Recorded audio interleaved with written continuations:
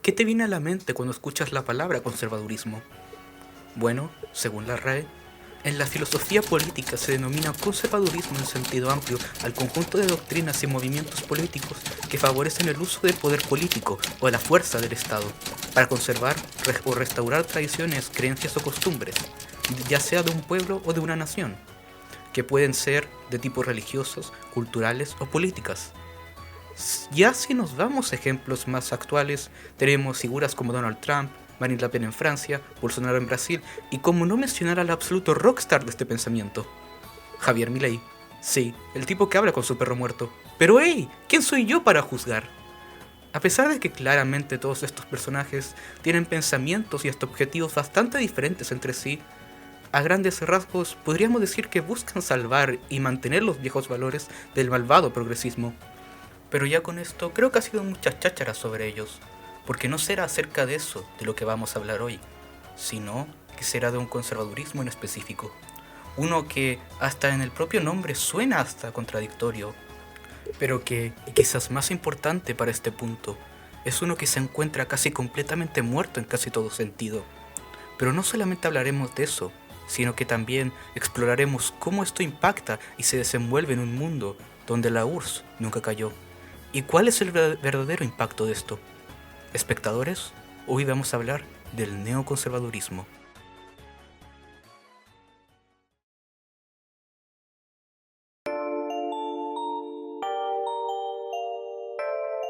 Primero que nada, hay dos cosas que debemos tratar. Primero, ¿qué es Red Dusk? ¿Y cuándo empieza el neoconservadurismo? Bueno, primero que nada, Red Dusk es una modificación para el juego de estrategia Hearts of Iron 4. Sí, ese juego donde puedes lograr que Luxemburgo conquiste el mundo. No me pregunten cómo, pero se puede. Donde plantea un mundo alternativo donde la URSS logró sobrevivir al golpe de estado de 1991, que en este mundo tendría éxito, haciendo que el Estados Unidos de este mundo esté muchísimo menos radiante y hegemónico alrededor del mundo, pues siguen habiendo muchos lugares en el mapa político que aún amenazan a su esfera y poderío sobre el globo terráqueo. Pero ya iremos a este punto más adelante, ya que antes de contar más acerca de este mundo, creo que sería pertinente antes hablar tanto del protagonista de este video como de su historia.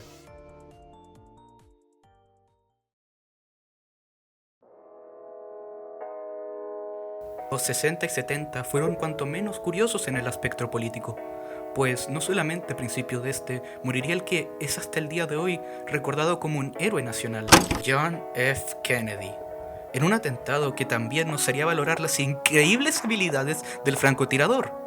En serio, le logró disparar mientras estaba en un carro en movimiento, y con su muerte moriría posiblemente una de las mayores esperanzas del sueño americano, reemplazando con alguien que no podía esperar ni un solo segundo a hacer lo que ya todos sabemos.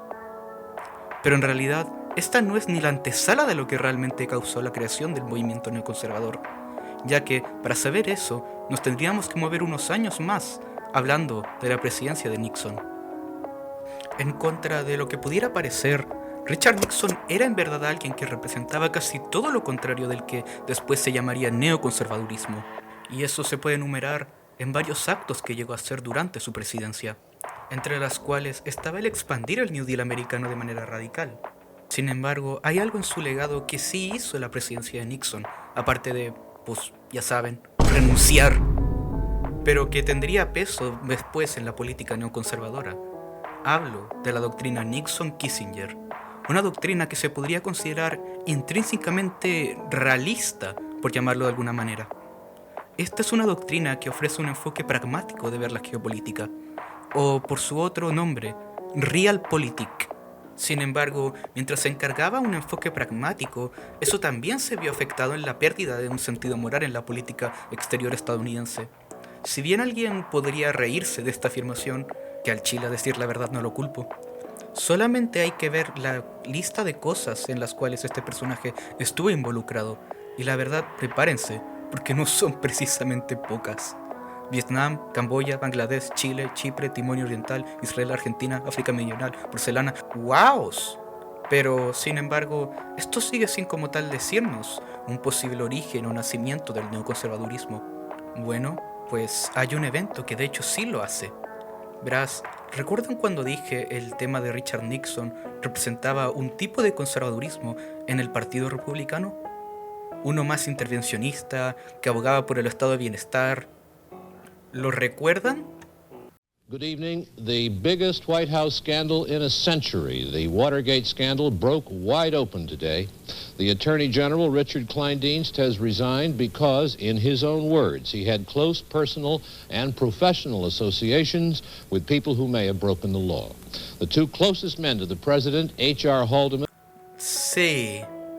El escándalo de Watergate fue un gran golpe para el Partido Republicano y no llegaría a recuperarse nunca de la misma forma. Lo que siguió después fue un presidente demócrata llamado Jimmy Carter, y aunque no lo hizo mal, no podía simplemente llenar las necesidades de la población, hasta que llegó él. Thank you. Senator Hatfield, Mr. Chief Justice, Mr. President, Vice President Bush, Vice President Mondale, Senator Baker, Speaker O'Neill, Reverend Mumma, and my fellow citizens.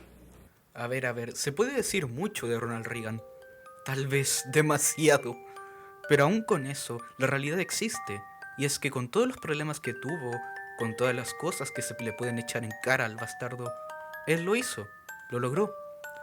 Logró poner su forma de ver el mundo como parte central de la política norteamericana.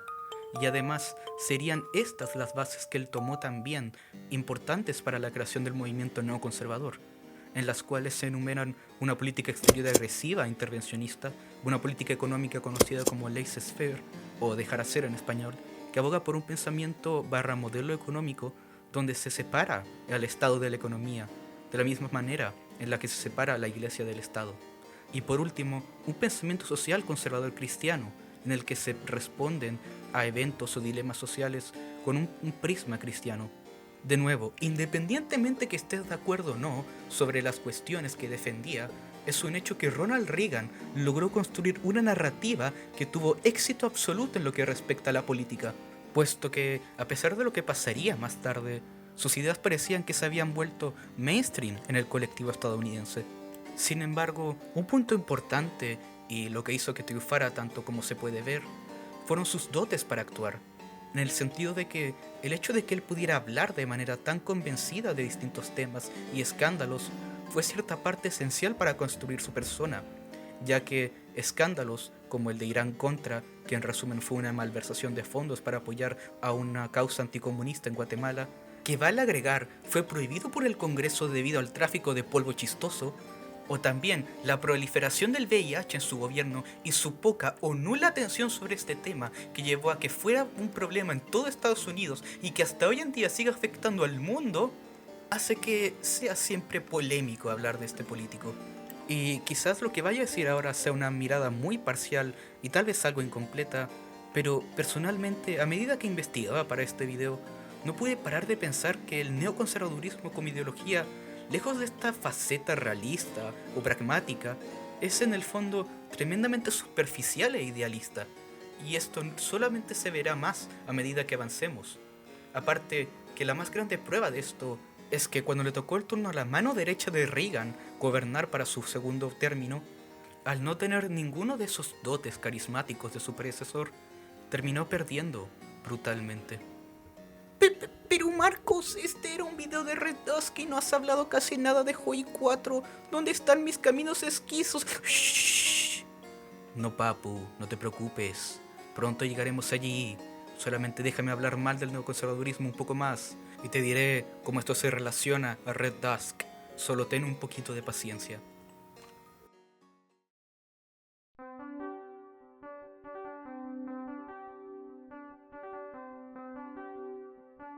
Ya habiendo tratado y explicado el tema de Ronald Reagan, tocaría ahora ver las figuras del siguiente partido republicano interesante, George Bush hijo. Sin embargo, antes de hablar al respecto, creo que es importante hablar de un texto extremadamente importante y que considero fundamental para entender la última pieza teórica que daría forma al neoconservadurismo. Y con esto me refiero a Fukuyama y su trabajo llamado El fin de la historia y el último hombre. Es bastante probable que te hayas encontrado su trabajo ser mencionado un par de veces y sepas más o menos de qué vaya, pero en el caso de que no, haré un pequeño resumen de su trabajo en los puntos más importantes. Fukuyama explica en su trabajo de que los eventos recientes, tanto la caída de la URSS y la victoria de Estados Unidos en la Guerra Fría, responden a que el ser humano, al menos en lo ideológico, ha alcanzado su peak, lo que en otras palabras significaría el triunfo de la democracia liberal por sobre cualquier otro tipo de sistema político. Por consiguiente, el mundo oriental empezaría a occidentalizarse en la forma de su gobierno. Con este pensamiento es que podemos ver cómo casi todas las acciones de la política exterior de la administración Bush pueden cobrar sentido, como por ejemplo su ataque contra Irak y posterior ocupación, ya que en contra de lo que se suele creer, el evento totalmente trágico, pero que YouTube no me deja mencionar, no hundiría a esta ideología. Al contrario, solo la haría más fuerte. Pues ahora el mundo árabe, estando en esta narrativa de ser una amenaza para la democracia occidental, hizo que Bush creara la historia de que ahora nosotros debemos ser quien civilice a estos pueblos casi bárbaros hacia la democracia y que aceptarían este supuesto mejor sistema. Sobra decir que es completamente estúpido por varias razones. Primero, la democracia, a pesar de las ventajas y beneficios que pueda traer, no es esta entidad casi divina e inoperante. Y con todo esto hablo de ciertos personajes. ¿De verdad se puede imponer la democracia con las armas? Y la respuesta es sí. Se puede imponer la democracia a punta de pistola.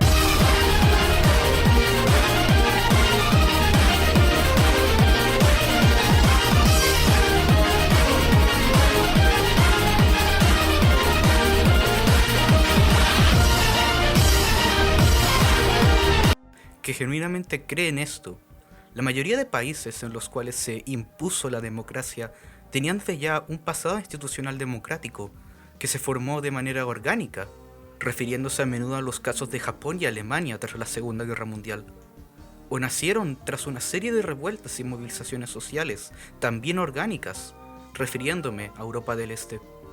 Sin embargo, en lo que respecta al mundo árabe, hablando en líneas generales tras la colonización y posterior abandono de las potencias coloniales, llevó a que las disputas fueran entre monarquías terribles, que en varios casos estaban respaldados por estas mismas potencias, y nacionalistas, que en su mayoría terminaron transformándose en otras dictaduras terribles.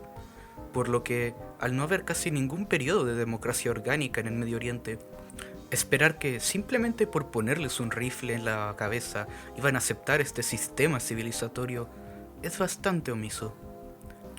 Vale también agregar que, como pueden ver, este sistema también es conservador, siendo prácticamente la contraparte al otro sistema conservador de Kissinger, ya que mientras este plantea un realismo puro en lo que respecta a intervenciones internacionales, el neoconservadurismo de Bush plantea una política exterior intervencionista, pero inherentemente también idealista, heredada directamente del padre del neoconservadurismo, Ronald Reagan.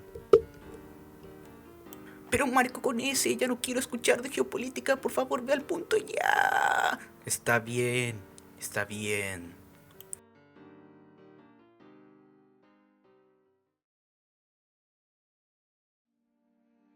Cómo afecta esto en Red Dusk es bastante interesante, puesto que el punto de divergencia se encuentra poco antes de comenzar la partida, en 1992, donde el nuevo candidato Gerald Brown Jr.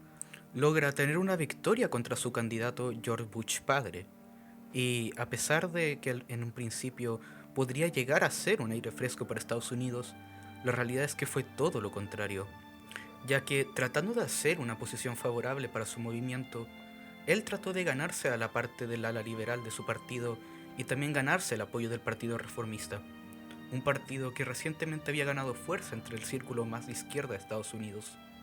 Sin embargo, esta estrategia claramente no funcionaría.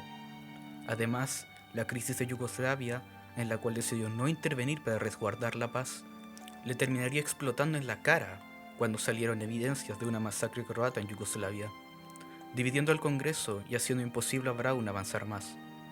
Y en 1996, con su escándalo, daría una victoria a los republicanos liderados por Quayle, que prácticamente no hizo nada para mejorar la situación ya sea económica, social o de cualquier tipo.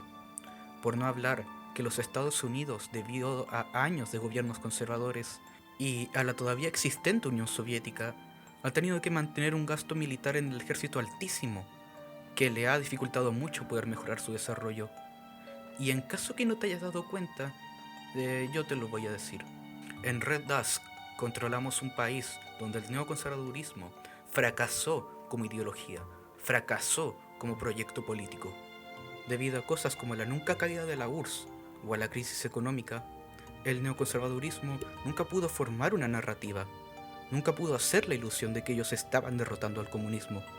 Y al no poder crear un cimiento político, Estados Unidos está en una línea alterna, donde se encuentra huérfana, sin dirección, sin ninguna guía a la que realmente seguir, y con todo lo bueno y malo que eso implica.